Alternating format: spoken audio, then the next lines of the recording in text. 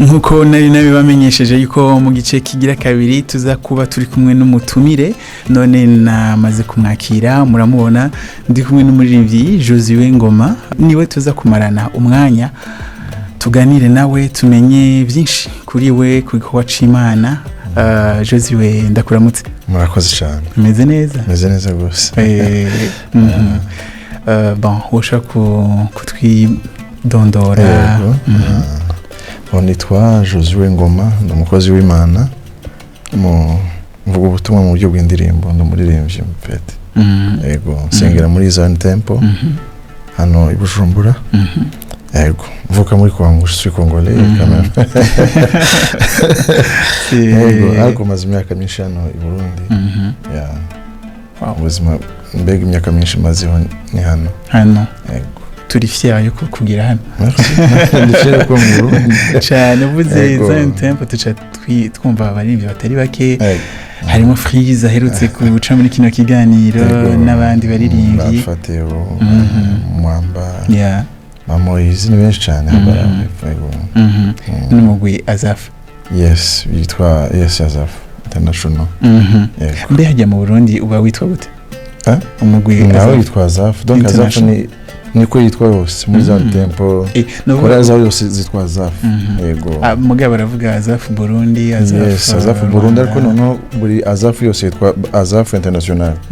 Donc je mvuye hano nkaja mu Rwanda canke muri Amerika canke ndisanga muri Azaf kubera ko ni international. Yeah.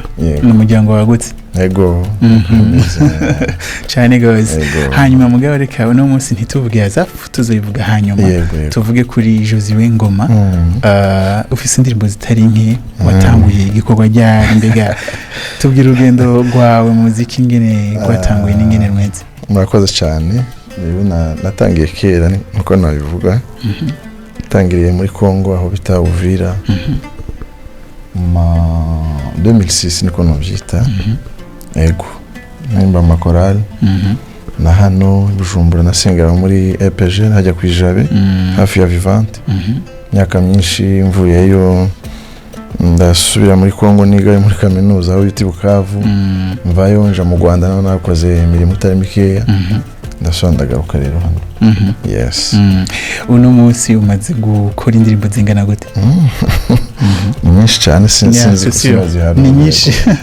Sinoziharura nari indirimbo migwi myinshi abantu batandukanye. Donc aho nagiye ndirimba abonagiye mfasha sinozi namajana nari ndabarura mu nangahe vraiment. Wo question. Izasohotse canke? Izasohotse. Iziri kuri YouTube channel yawe? Yiwanje personnel.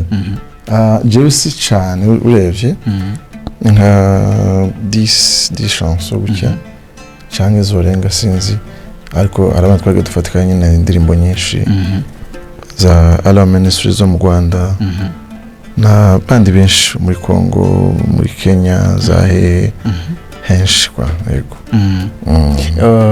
Bon nibaza ko haba harimo nk'indirimbo usanga zarashikiriye abantu benshi muri indirimbo zo narimbanye n'abantu. Okay, cyane banzi muri Ala Ministries yo mu Rwanda. Indirimbo za Songa Mbele za Mungu ni yule n'izindi nyinshi nyene kwa. Yego. Ibikorwa bya vuba indirimbo muherukira ko nizi.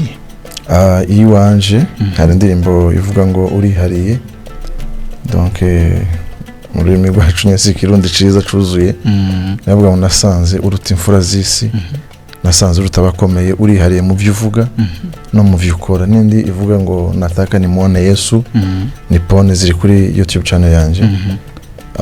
Nindi iramaze hafi nko mwaka ngira ngo oya myaka ingahe ivuga ngo zakomeza mbagare. Kubagara sinzi mu kirundi birumvikana? Kubagara birumvikana.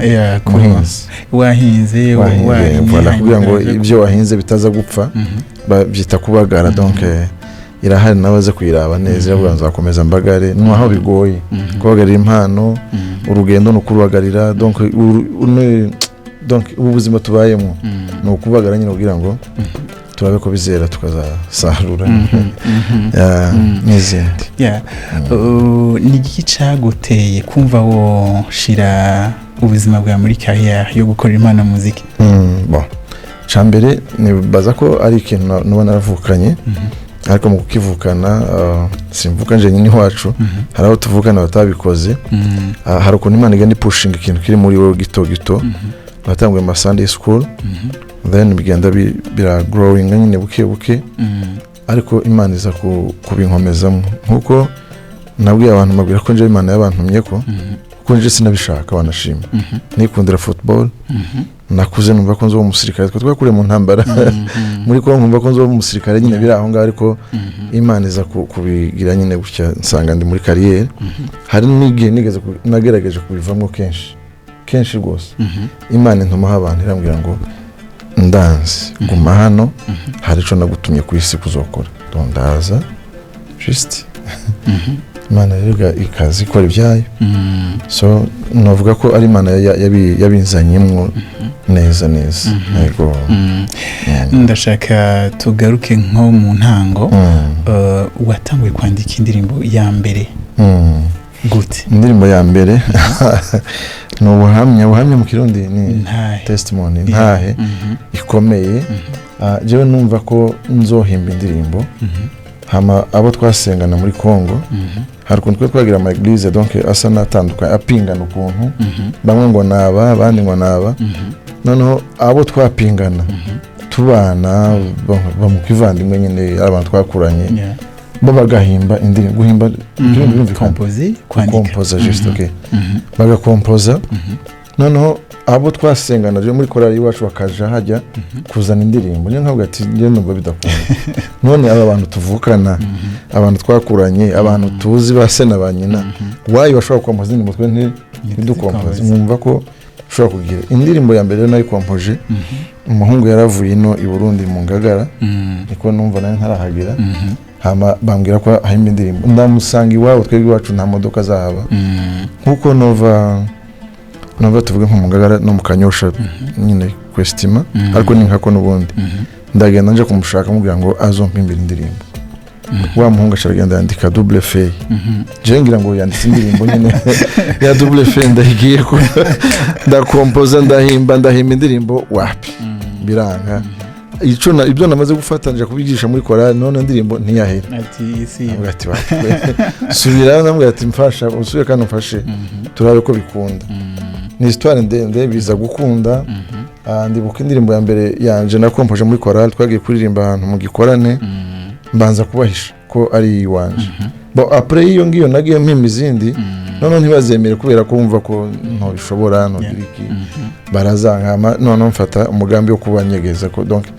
mbigire sokere ko narinje na composer indirimbo ngira Imana icuga bagira ama disquette turagenda turayicurangisha tuja mu gikorane kimwe n'izindi mugabo izo zari zabandi zivuye ino Burundi za Rwanda za Hezi iyo iwanje rero nayo nikubitamwo ndaceceka ndavuga ati narayize n'umuntu wanyigishe gusa nyine bira ku ruhande ariko mbwira umuntu namwe ati indirimbo ni gwanje rero tuzobwira mu nyuma jewe ndiko ndasaba Imana mvuga ati Imana mfashe bayiririmba basi mu gikorane hanyuma Imana iza kumfasha barayiririmba tuyejeje gikorane cyane navuga ati iyi ndirimbo rero ni gwanje mu bimenye hama naho rero nshaka komeza ndaza naha Uvira cyo gihe abantu bari baje bahunga bava Uvira hano mu Gatumba bashitse babwira isanganya ariko navyita mu gusubira rero nsanga bamwe barapfuye baririmbyi abamuzicien noneho nanje bihura ariko naje kwiga yo nyine ariko nkiri mutoyi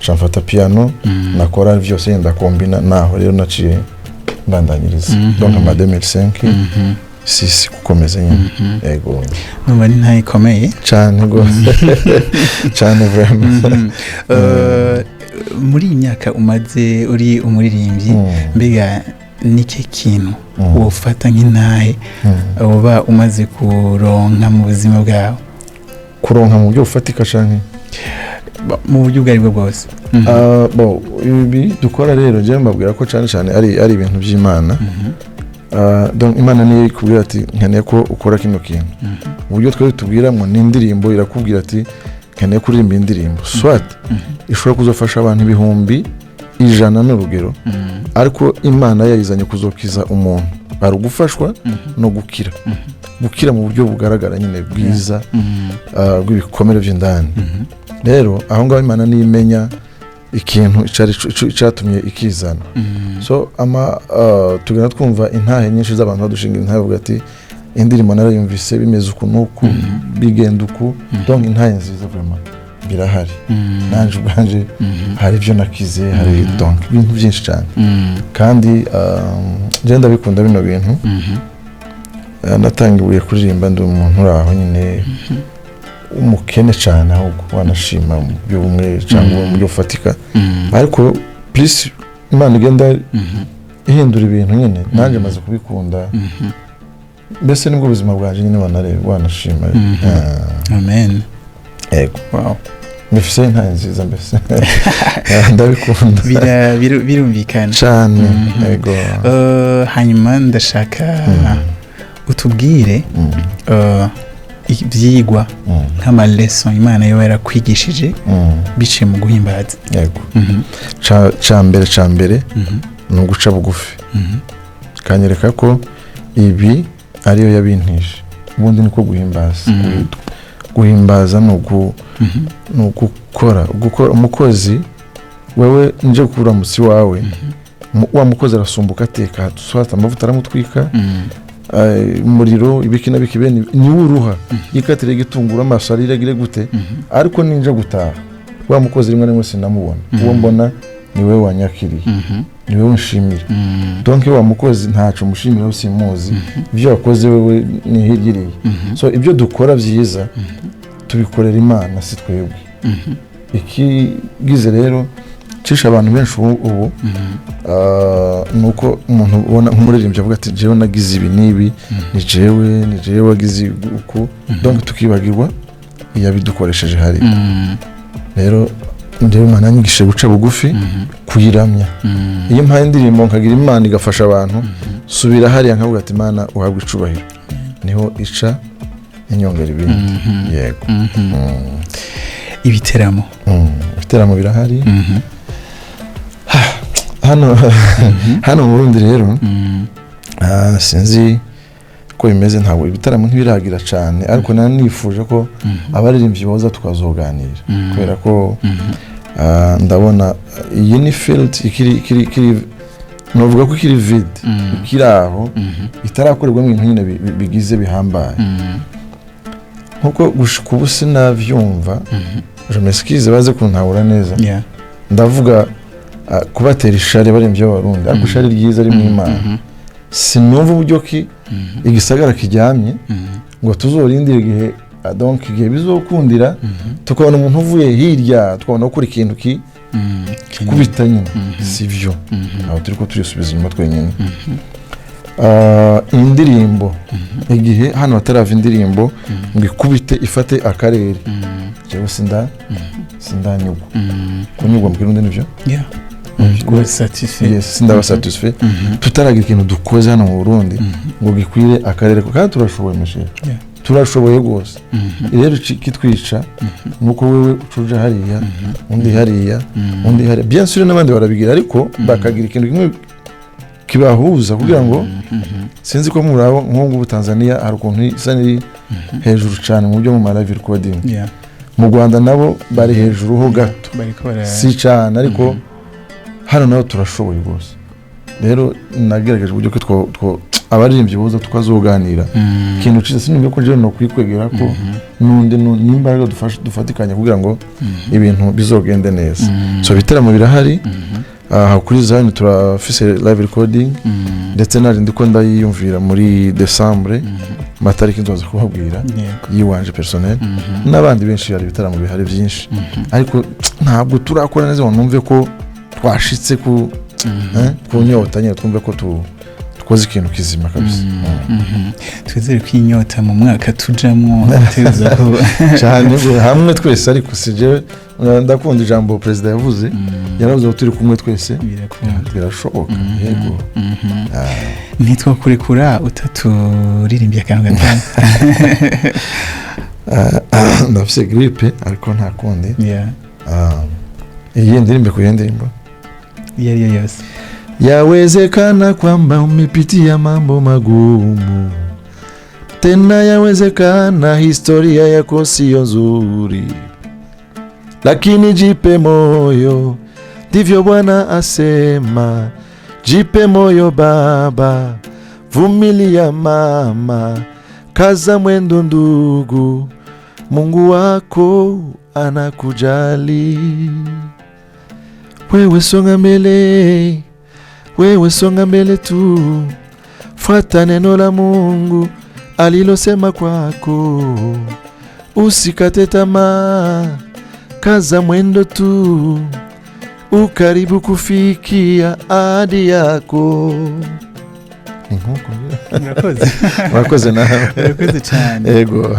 Iyo ndirimbo ni indirimbo yo muri Ala Ministries niyo twaririmbanye. Nje nayanditse, nje bayantonye. N'izindi nyinshi, izindi zahari impamvu. Tuzahora tugushima, tuvuga imirimo yawe. Nabo twaririmbanye nabo. N'izindi vuga Mungu ni yule n'izindi. Ziraho nyine nyinshi n'amakolabo twagiye dukora. Indirimbo zose twamenye ni indirimbo zanditswe na Josué. Oh mon Dieu. Wow. Oh, merci beaucoup. Asante sana. Ndagushimiye cyane kuba waciye muri kino kiganiro. Murakoze cyane. Namwe turabashimiye kuba twakiriye. Ariko dufashanye rwose nk'abavandimwe bavuye aha n'abandi tugiye duhura twiyumvira ikintu kimwe. Burya je ndashobora kwiyumvira ariko uburyo gukora bikananira kubera ko ndi jenyine. Chambo cha president turi kumwe twese birashoboka. Tugize ikintu kimwe duhuriraho twese nk'abaririmbyi.